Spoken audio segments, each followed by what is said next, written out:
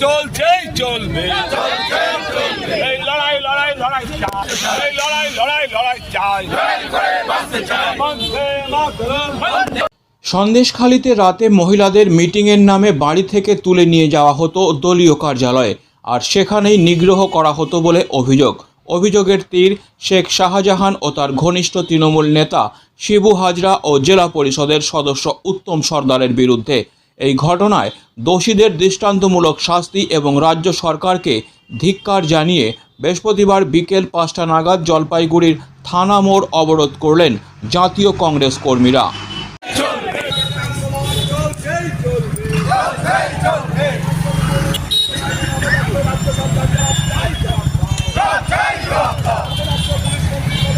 এদিন জলপাইগুড়ির কংগ্রেসের দলীয় কার্যালয় রাজীব ভবন থেকে একটি ধিক্কার মিছিল বের করে কংগ্রেস কর্মীরা এবং থানা মোড় অবরোধ করে।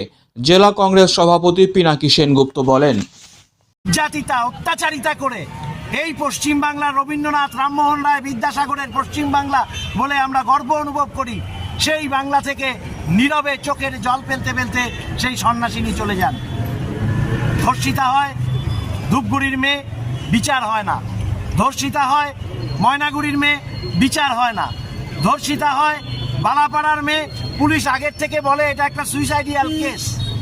আর এই সমস্ত ছাপিয়ে গিয়ে যে চরমতম জঘন্য বর্বরচিত অসভ্যের মতন একটা ব্যাপার আমরা দেখতে পাচ্ছি, মা বোনদের কাছ থেকে শুনতে পাচ্ছি, সেটা সন্দেশখালীর ঘটনা। মা বোনেরা যে বিবৃতি দিচ্ছেন সেগুলি মুখে এনে চিৎকার করে বলার মতন রুচিবোধ আমাদের কংগ্রেস কর্মীদের নেই। তাদের সুবিধা পেতে গেলে তাদের দেহটাকে বিলিয়ে দিতে হচ্ছে তৃণমূলের হাতমাতদের কাছে, যেখানে কোন শাহজাহান না ঔরঙ্গজেব, কোন উত্তম না গৌতম, কোন শিবু না শিবু, তাদেরকে গ্রেপ্তার করা হয় না। যারা প্রতিবাদী হন তাদেরকে গ্রেপ্তার করা হয়। এই বাংলার আজকের দিনে দাঁড়িয়ে সারা বাংলায় জাতীয় কংগ্রেসের কর্মীরা যখন আন্দোলনে, আমরা সেই আন্দোলনে সামিল হয়ে বাংলার শুভবুদ্ধি সম্পন্ন মানুষকে, বাংলার মা বোনদের বলি, আর ভাতার জন্য কোনো আপোষ নয়। ওই লক্ষ্মীর ভাণ্ডার আর বার্ধক্য ভাতা, বিধবা ভাতার জন্য কোনো আপোষ নয়। আপনার ঘরে আগুন লেগেছে, আপনার মা বোনদের ইজ্জতে টান পড়েছে, এবার প্রতিবাদী হন।